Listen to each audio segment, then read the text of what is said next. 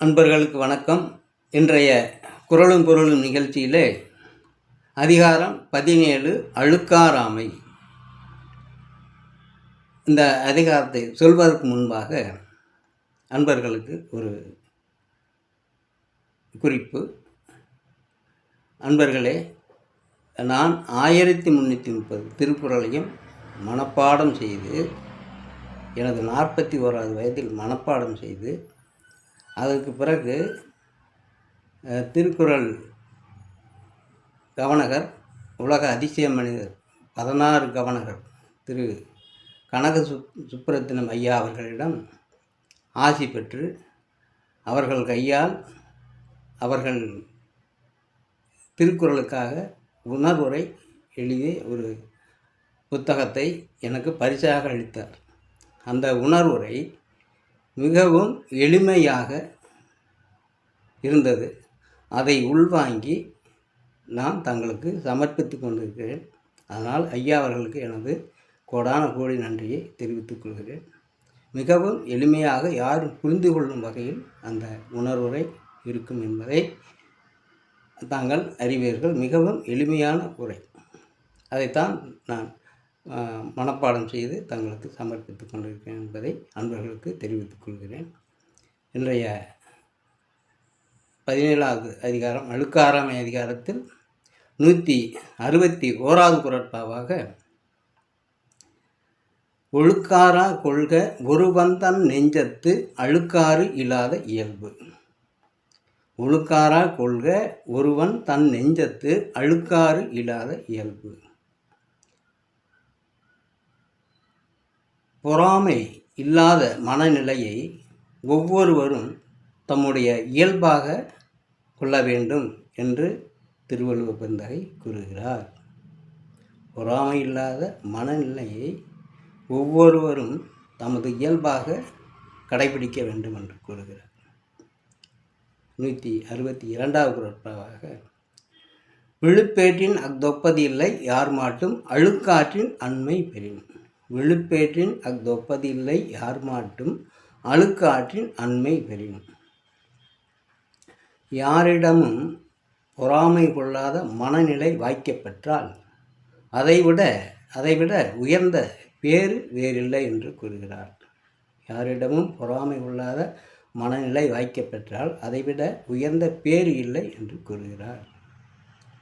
163வது குறட்பாவாக அரண் ஆக்கம் வேண்டாதான் என்பான் பிறன் ஆக்கம் பேணாது அழுக்கறுப்பான். அரண் ஆக்கம் வேண்டாதான் என்பான் பிறன் ஆக்கம் பேணாது அழுக்கறுப்பான். அறம் தனக்கு உயர்வு தருவதை விரும்பாதவனே பிறர் உயர்வு கொண்டு பொறாமை கொள்வான் என்று கூறுகிறார். 164வது குறட்பாவாக அழுக்காற்றின் அல்லவை செய்யார் இழுக்காற்றின் ஏதம் படுவாக்கு அறிந்து.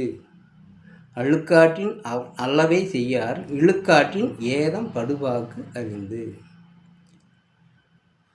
பொறாமையால் வரும் துன்பத்தை உணர்ந்து நல்லோர் ஒரு நாளும் தவறான வழியில் செல்வதில்லை என்று கூறுகிறார். 165வது குறட்பாவாக அழுக்காறு உடையார்க்கு அது சாலும் உன்னார் வழிக்கும் கேடு என்பது. அழுக்காறு உடையார்க்கு அது சாலும் உன்னார் வழிக்கும் கேடு என்பது. பொறாமை குணம் கொண்டோர்க்கு வேறு எதிரிகளே தேவையில்லை. அவனது பொறாமை குணமே அவனுக்கு எல்லா கேடுகளையும் விளைவிக்கும் என்று கூறுகிறார். 166வது குறட்பாவாக கொடுப்பது அழுக்கறுப்பான் சுற்றம் உடுப்பதும் உண்பதும் இன்றி கெடும். கொடுப்பது அழுக்கறுப்பான் சுற்றம் உடுப்பதும் உண்பதும் இன்றி கெடும்.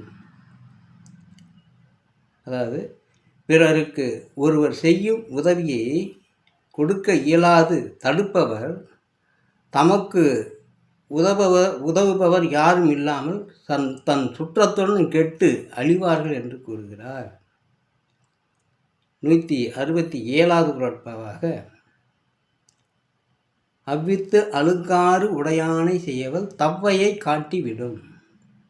அவ்வித்து அழுக்காறு உடையானை செய்யவல் தவ்வையை காட்டிவிடும். பொறாமை குணம் கொண்டவனை வறுமை மகளாகிய மூதேவிக்கு காட்டிவிட்டு திருமகள் நீங்கி விடுவாள் என்று கூறுகிறார். பொறாமை குணம் கொண்டோருக்கு வறுமை மகளாகிய மூதேவிக்கு காட்டிவிட்டு திருமகள் நீங்கி விடுவாள் என்று கூறுகிறார். 168வது குறட்பாவாக அழுக்காறு என ஒரு பாவி திருச்சற்று தீயுளி உய்த்துவிடும்.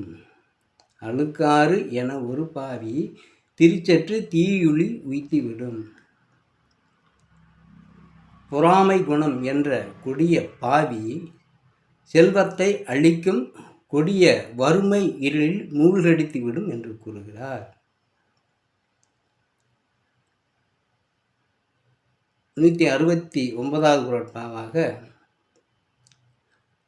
அவ்விய நெஞ்சத்தான் ஆக்கமும் செவ்வியான் கேடும் நினைக்கப்படும்.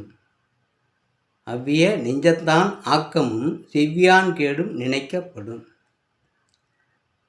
நல்லவர் வறுமையில் வாடுவதையும் தீயவர் செல்வத்தில் திளைப்பதையும் மக்கள் தம் விழிப்புணர்வால் சிந்திக்க வேண்டும், உரிய மாற்றத்தை உருவாக்க வேண்டும் என்று கூறுகிறார்.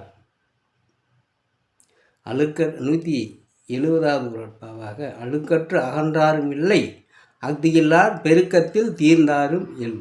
அழுக்கற்று அகன்றாரும் இல்லை அஃதில்லார் பெருக்கத்தில் தீர்ந்தாரும் இல். பொறாமை உள்ளவன் வாழ்ந்ததும் இல்லை, பொறாமை இல்லாத நல்லவன் வீழ்ந்ததும் இல்லை என்று இந்த 10 குறட்பாவிலே பொறாமை குணம் கொண்டவனை பற்றி திருவள்ளுவர் பெருந்தகை விளக்கியிருக்கிறார். மீண்டும் அடுத்த அதிகாரத்தில் சந்திக்கலாம். திருக்குறள் படித்தால் உயர்வு கிட்டும், திருக்குறள் படித்தால் பண்பாடு தானே வரும், திருக்குறள் படித்தால் மனமாசு ஒழியும், திருக்குறள் படித்தால் தெய்வ நிலை இதெல்லாம் என்று கூறி நன்றியுடன் விடைபெறுகிறேன். நன்றி.